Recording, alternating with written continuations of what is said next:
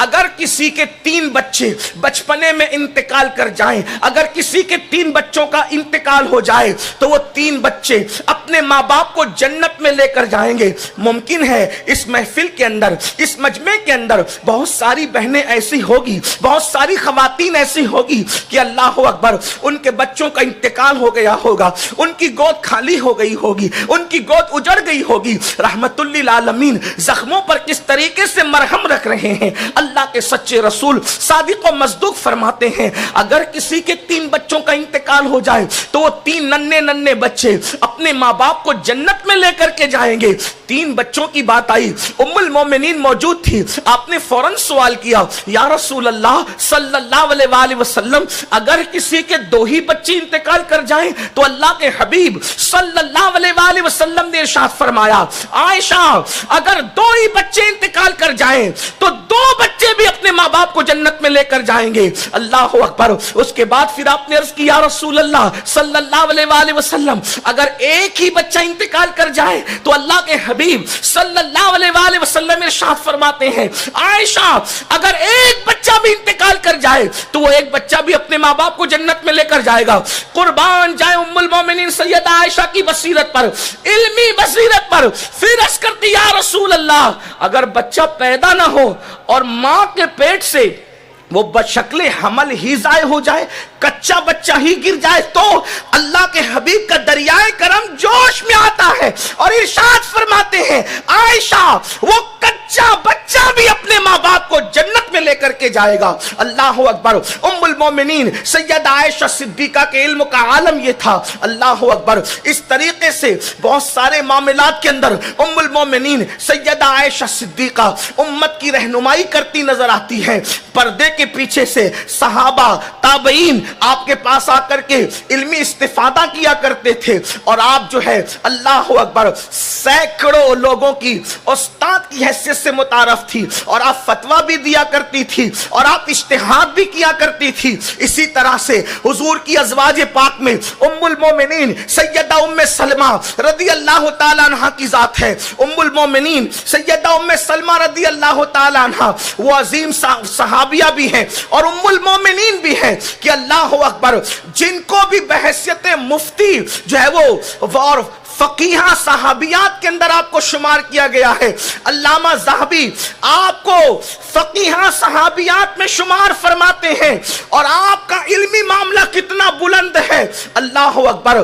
حضرت سیدہ ام المومنین ام سلمہ رضی اللہ تعالی عنہ کا حال یہ ہے کہ اللہ اکبر تقریباً 78 صحابہ کرام نے آپ سے روایت کیا ہے اور ام المومنین ام سلمہ کی فقہی اور علمی بصیرت کا عالم یہ ہے کہ جب صلح حدیبیہ کے موقع پر اللہ کے حبیب صلی اللہ علیہ وآلہ وسلم نے صلح کے بعد صحابہ سے فرمایا احرام کھول دو تو اس وقت صحابہ زیارت کعبہ کے شوق میں اتنے مستغرق ہو گئے تھے، زیارت کعبہ کے شوق میں اتنے غرق ہو گئے تھے کہ اللہ کے حبیب علیہ السلام نے فرمایا احرام کھول دو تو لوگوں کی توجہ اس طرف نہ ہو سکی تو میرے آقا صلی اللہ علیہ وآلہ وسلم نے فرمایا ام سلمہ تمہاری قوم کا حال دیکھو تو اس وقت ام المومنین سیدہ ام سلمہ صاحب وحی مصطفیٰ جان رحمت کی بارگاہ میں عرض کرتی ہے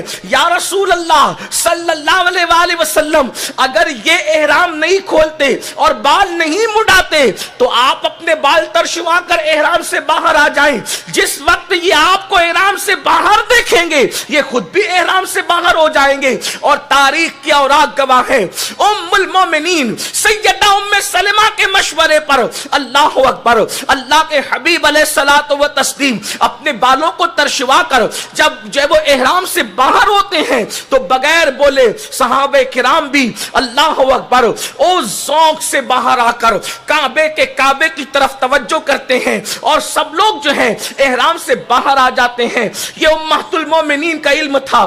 اسی طریقے سے ام المومنین سیدہ جویریہ ابن حارث رضی اللہ تعالی عنہ یہ وہ خاتون ہیں اللہ اکبر تقریباً 65 احادیث آپ سے مروی ہے اور ام المومنین حضرت جویریہ ابن حارث رضی اللہ تعالی عنہ اپنے زمانے کی عظیم مفتیاں ہیں کہ مصنف ابن ابی شیبہ میں اور مصنف ابن عبد الرزاق میں آپ کے بعض فتاووں کو نقل کیا گیا ہے۔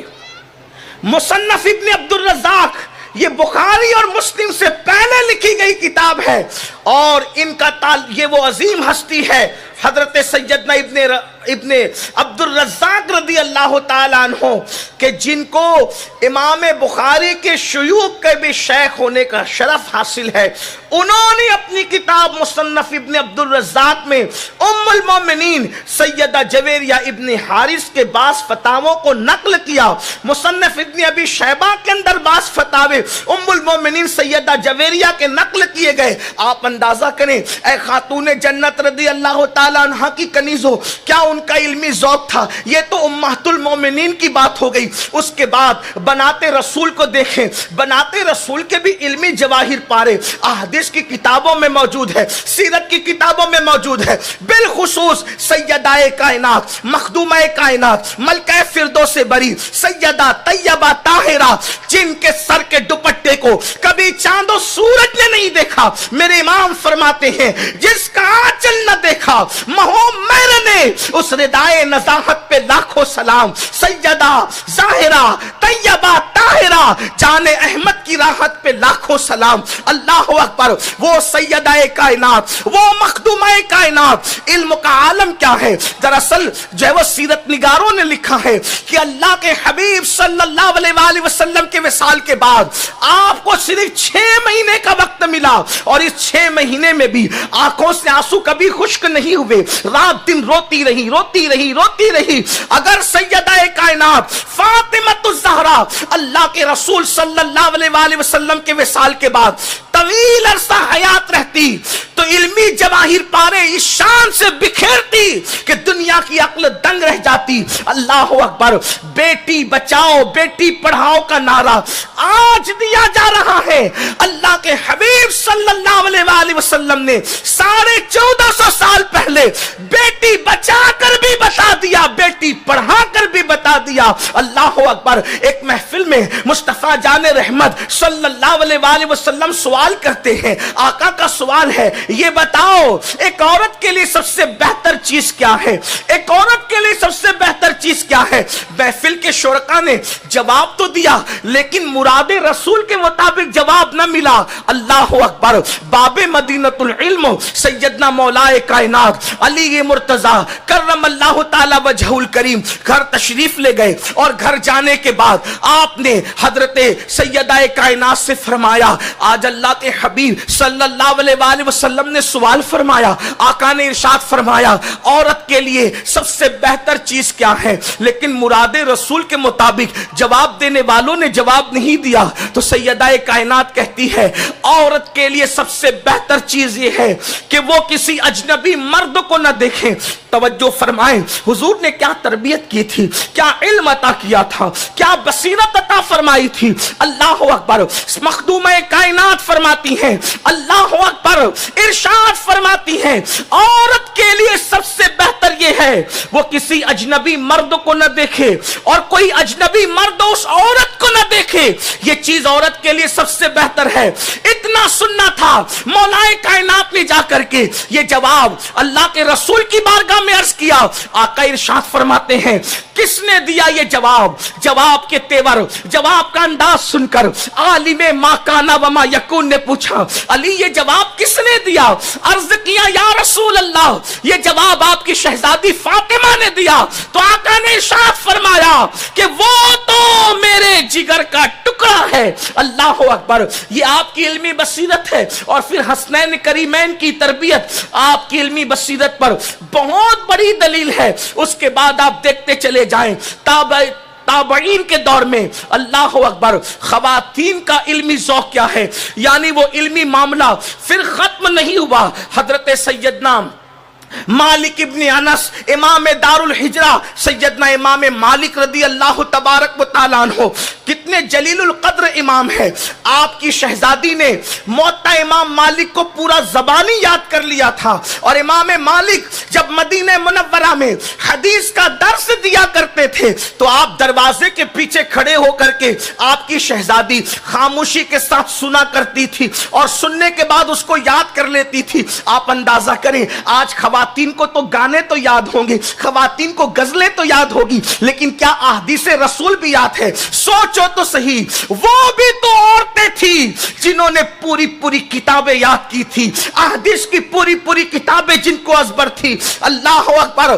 اللہ امام مالک کی اس شہزادی کی قبر پر رحمت و نور کی برسات فرمائے. موطا امام مالک, ان کے والد کی لکھی ہوئی کتاب انہوں نے پوری زبانی یاد کر لی تھی, اور علم کے اس مقام پر فائز تھی.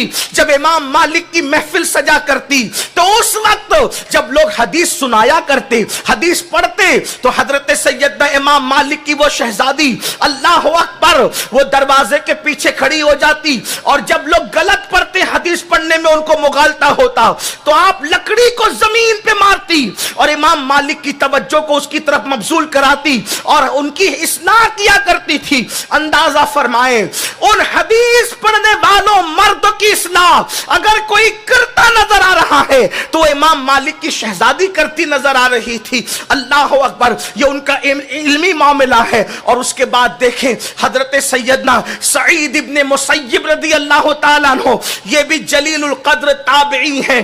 اللہ اکبر. ان کے بارے میں آپ نے اکثر سنا ہوگا. سعید ابن مسیب مولائے کائنات کے خاص شاگردوں میں سے تھے, اور واقع کربلا کے موقع پر ان کے حوالے سے جو روایت ہے وہ بھی آپ نے سنی ہوگی کہ سعید ابن مسیب جو ہے, جس وقت یزید نے شرارت کی اور 3 دن تک کے مدینہ منورہ کو تاراج کیا, تو حضرت سعید ابن مسیب کہتے ہیں کہ میں دیوانہ بن کر مدینہ منورہ کی گلیوں میں پھرتا تھا, اور اس کے بعد میں دیکھتا تھا 3 دن تک کے مدینہ منورہ میں مسجد نبوی میں نہ اذان ہوئی نہ نماز ہوئی, لیکن میں یہ دیکھتا تھا جب مسجد نبوی میں گھوڑے بن گئے, جب مسجد نبوی کی بے حرمتی ہوئی اور میں دیوانہ بن کے پھرتا, انہوں نے مجھے پکڑا مارا, دیوانہ سمجھ کر کے چھوڑ دیا. لیکن میں نے کیا دیکھا, جب اذان کا وقت ہوتا تھا تو قبر رسول سے اذان کی بھی آواز سنی گئی, اور جب نماز کا وقت ہوتا تھا تو قبر رسول سے میں نے نماز کی آواز بھی سنی. میرے امام فرماتے ہیں تو زندہ ہے واللہ,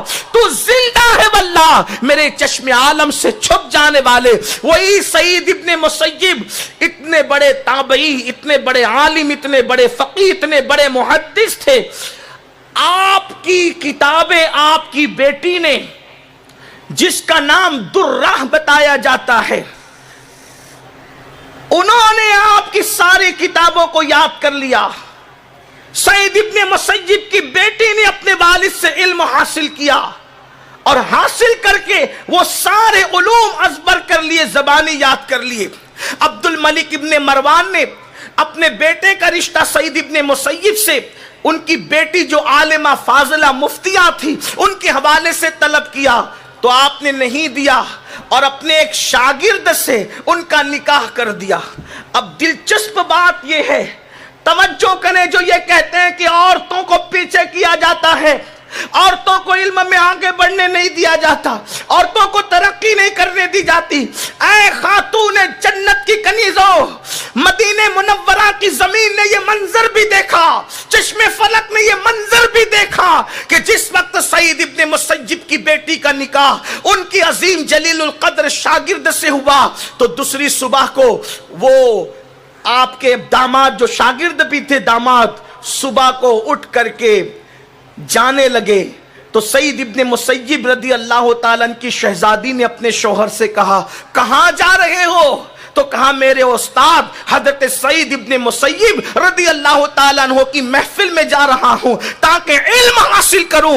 تو اس خاتون نے فرمایا یہیں بیٹھو, کہیں جانے کی ضرورت نہیں, جو علم تمہیں سعید ابن مسیب کے پاس ملے گا وہ سارے علوم میں تمہیں سکھا دوں گی.